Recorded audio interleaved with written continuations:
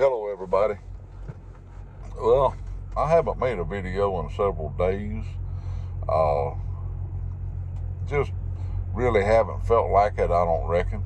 I've been under the gun trying to get my last load out to California and get back out of California before I got hung up over there very bad.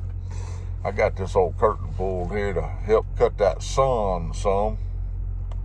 But I'm over here right now in Kingman, Arizona at the Flying J truck stop. And I like this little truck stop. They got a grocery store over here that you can go do a little grocery shopping if need be. And so I went over there and picked up a few things for the truck while I was here.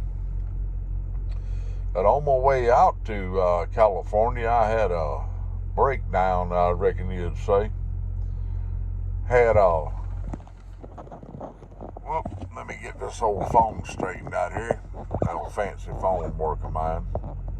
I had a tire blowout on my trailer.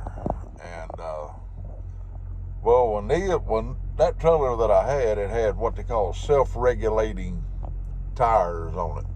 It has an air line going to each tire that keeps it up to 110 PSI. Well, when that tire went, it had 110 pounds of pressure per square inch in it. And it was, I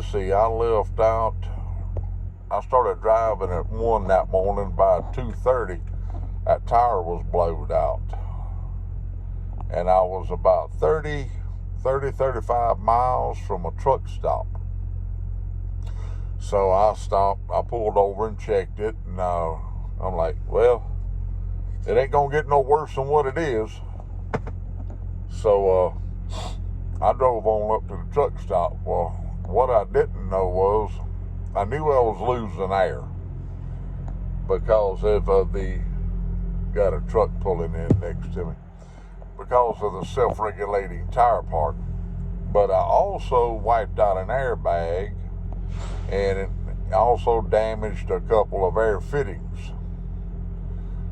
So I ended up sitting in New Mexico over there for 14 hours trying to get this trailer fixed so I could get on to California. That put me behind. So I finally got over there, and I got unloaded at about 11 o'clock Friday night. Yeah. So I'm like, well, while traffic's not bad, I'm going to get my next load, and I'm going to get that load and get it out to the truck stop. So that's what I did. And I wanted to see Israel while I was there, but the way things worked out, I left the truck stop at about 9:30 Saturday morning and came back out here to Kingsman, Arizona to do a 34-hour restart. And that right next door over here, they got a little Western wear place. They got tack in there. They got, if for those that don't know what tack is, it's bridles and bits and saddles and anything to do with a horse or farming or dogs and cats, whatever. They got some nice guns over there. I went over there and looked at their lever action rifles. I'm maybe one day gonna buy me a lever action Henry rifle to do a little deer hunting with. I'm really looking at that Henry Golden Boy 4570. That's a sweet looking rifle. I haven't actually had one in my hands yet. I may change my mind about that. I don't know. But I picked this up. Well, let me turn the light on so you can see. Maybe. There we go. It's a knife sharpener. Little pocket carry type. It's Smith's. It's from Arkansas. My pocket knife done got so dull it wouldn't uncut hot butter. But that's a little booger right here. I put a little olive oil on it. And, buddy, I'm here to tell you something. It's sharpening that knife up. I mean, good. And I also remembered I had this one here in my overhead. It's my lockback I carry. I'll show you. It's, well, it's so dark. Anyway, it's a case. It's, I've had this knife for years and years. But it's one you can carry on your side in a little scabbard. That's the only knives I carry is case knives. I have a pretty substantial collection, I think, of the case knives at the house. I'll do a video about that one day. I just got to get them out of the room in there where they've been boxed up for the past 4 years. But I just wanted to drop a video and tell everybody what it's like when you have a blowout on a trailer. Now, I just happened to look out my right mirror when that tire blew up. And I was in the right-hand lane. There was no reason for me to be looking out my right mirror. I'm constantly looking out the left mirror because I run the right-hand lane. Unlike a lot of people that run the left-hand lane, I run the right-hand lane because if there's an accident, I have a way out. If I have to put it in the ditch, I'll put it in the ditch, but I have a place to go most every time if there's an accident in front of me. But, yeah, when that tire blew up, it tore some stuff up underneath that trailer. A tire blowing up like that, and they will do it sitting still, too. I have seen that. I've heard it, actually. Not actually seen one blow up sitting still, but I've heard them. In truck stops. Be sitting here, and all of a sudden you hear boom, and get out and look, and there's a tire done blowed up sitting still. Yeah, but that some gun, when it blew the whole half of the tire off. The complete face of the tire, the sidewall, I'll get it right in a minute. It blew the whole sidewall out of it and half the tread. So it was a heck of an explosion, it really was, and it was a truck right on my back door when that happened. But he shot out from behind me and got out of all the debris that was coming out from underneath my trailer, but I was lucky that it didn't tear up more than what it did. But I've been sitting here this morning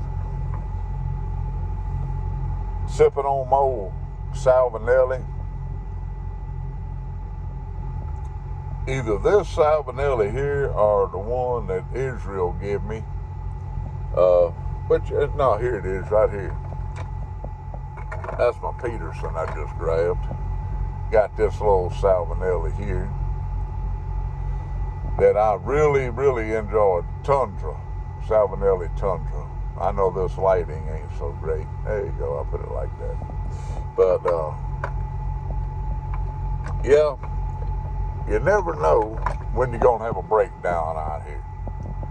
I sat there at that truck stop for 14 hours and wasn't able to get no sleep because when you check in at the truck stop, if you don't answer your phone, then they just go on to the next person. They don't call you a second time. So you better answer that phone when they call you. Because there's other drivers waiting and they ain't got time to be, wasting on trying to get you out of bed. So I had been up all night and most all day. So I got that tire fixed and I got me finished out my brake there, and I left, headed toward California. But I tell you, you never know when something's going to occur that will cause you more problems than what you can get out of, really. But Thank the Lord, I don't have to buy those tires anymore or pay for that breakdown call, which I've paid for my fair share when I was an owner-operator. But I'm going to jump off of here for now, and it's Sunday evening. I'm going to be leaving here in about 10 hours. It'll be about midnight. That'll be when my 34's up, and I'll have a fresh 70-hour clock. And I'll be headed toward Tennessee, Chapel Hill, Tennessee, I believe. So, yeah, be Chapel Hill, Tennessee. For now, I'm going to sign off, and I'll keep y'all updated on how things are going. I went on a job interview while I was at home for a driving job at home. It'd be at night, evenings, 3 to 11. The man told the little employment agency that I found this job through that he really liked me and thought that I would make a good fit. So we'll see. The driver that's retiring, he's 81 years old. So as long as I can climb in and out of a truck, look like I may be there. But I'm going to let y'all go for now. Y'all keep the Lord on your mind, a prayer on your lips, people. Have a great Sunday evening.